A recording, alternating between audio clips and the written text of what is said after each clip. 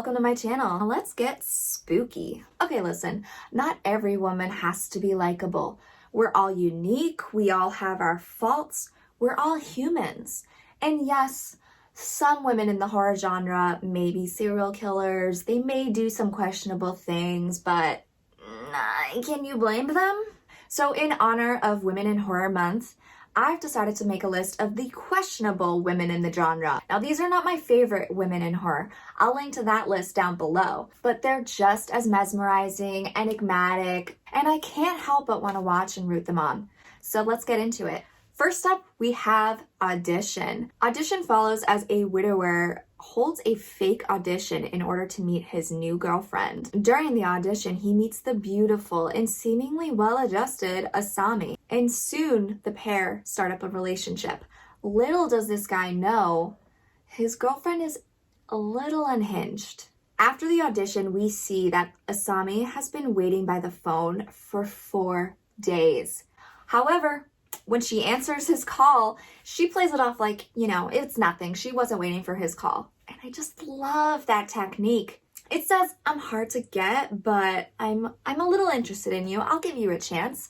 And it works. Just like the man was playing a game with his fake audition, she knows just how to play the game right back to make this guy fall in love with her. Soon, though, she unleashes her fury on her new boyfriend, and she does so with piano wire. And I say points for creativity right there. Now, viewers are supposed to feel sorry and be horrified by what she's doing to this guy with piano wire, but the dude set up a fake audition to meet women. Who the fuck does that? He was asking for it, if you ask me. Next, we have Elaine from The Love Witch. The Love Witch follows a young, beautiful witch named Elaine who's just looking for love. She just wants to find the perfect man who loves her back just as much as she loves them. In order to find the man of her dreams, she plays the role of the perfect woman. She cooks dinner for him. She boasts his ego. She listens to all his complaints. She'll have sex with him and do whatever he wants. She is the ultimate male fantasy, as she says in the movie. And it works pretty well for the most part until, she kills them with her love potions and the men experience too many raw emotions. She may seem cold and calculating and conniving, but she's just acting like any man would in that situation. She likes to hit it and quit it. And there's nothing wrong with that.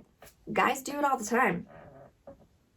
Next, we have Nancy from The Craft. The Craft follows a group of teenage witches who are not afraid to explore and unleash their magical powers on everyone around them, especially Nancy. Nancy gets a little carried away and drunk on the power, but who can blame her?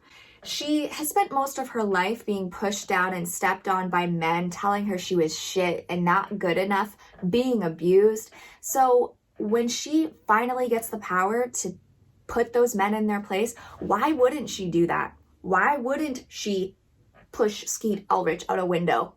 Nancy is unabashed about being a weirdo. She's not afraid to let people see the real her and who she really is, even if that is a psycho murderer. I love the honesty, okay? And we need more honesty in this world. Next, we have Jennifer from Jennifer's Body. Jennifer's Body follows as Jennifer must deal with the aftermaths of being sacrificed by a group of slimy musician men. While she was meant to die by their sacrifice, she comes back from the grave stronger than ever, and she has an appetite for boys. Jennifer is strong, she's confident, and she's not afraid to get her hands dirty, or her mouth for that matter. Jennifer follows a code. She only eats boys. And most of them are pretty disposable. Most of them are jerks. Most of them treat women like objects. So for that, I say thank you, Jennifer. I would do the same thing if I could.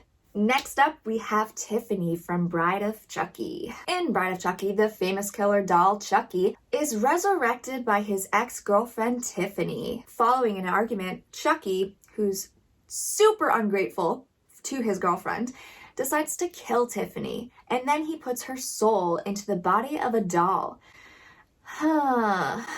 Men will never be happy. The couple must find an amulet to restore their human bodies before it's too late. Yes, Tiffany is a serial killer. And yes, she does despicable things, but she's just doing it all for love. She's sensitive, she's still kind, and she still cares about people, but she'll cut you, and she does, if you do something wrong to her. But listen, she kills for love. She kills for the people she loves, and who wouldn't do that? She's a gothic goddess.